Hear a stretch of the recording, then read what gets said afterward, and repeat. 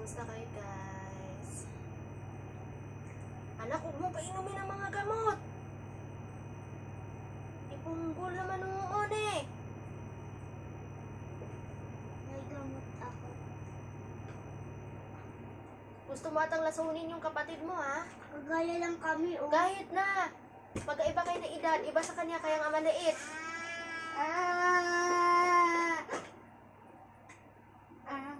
Nakakalasan ba? Ay, hindi po.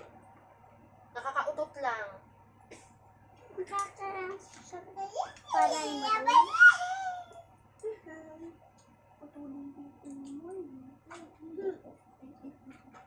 May kumakatok ata.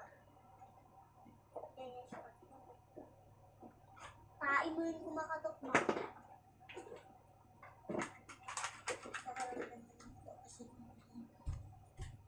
Meron nga. Yan na yan. Nandyan daw yung ipis. No. Parang baliw. Niluloko ko lang yung kapatid mo. Ano mo yung gamot doon? Niluloko-loko lang yung kapatid mo. Akin na yun, dali. Panghanda ko na yung ano dito. Gamot ko yan. Gamot ko to. Hayaan mo na muna. Dito na lang kayo maglaro. Akin na yung ano dito. Dali. Hindi naman matatapon yan. Dito. Dali na. Dito. Dito. Para malamig. Dito. Dali. Hindi naman yan ano eh. Oo. Danda naman kasi. Para ka naman bulag. Pag hindi sa atin, hindi yan sa atin eh. Kaya dada mo yan eh. Ito. Kaya dada rin yan. Ito. Palitan na natin yung kumot ang dada mo. Tapos susunod naman. Bunda yung papalitan natin. Dito yan. Tapos yan. Yung maliit na ano. Ay hindi. Dada lang pala yung kay dada mo. Wala na ba iba dyan? Ayusin mo naman kay dada mo yung unan ko. Hindi mo sinali. Ito. Ay, hindi po.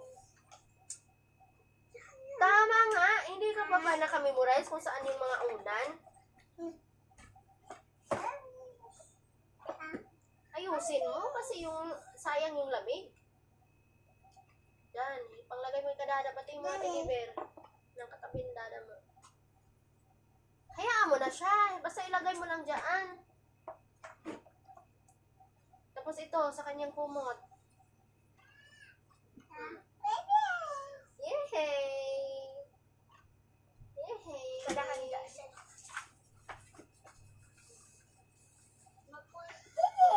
Opo. Okay muna tayo habang nag-antay tayo ni Dada. Ano oras daw siya doon? Tanggalin mo na yung tali mo. Ilagay mo na mabuti sa lagayan. Oh, yehey! Yehey! Ano? Ang galing Ano tayo natin si Dada? Oo, sabay na tayo matulog. Ang galing ng baby Para sabay din mag-pray. ano pa pala dun?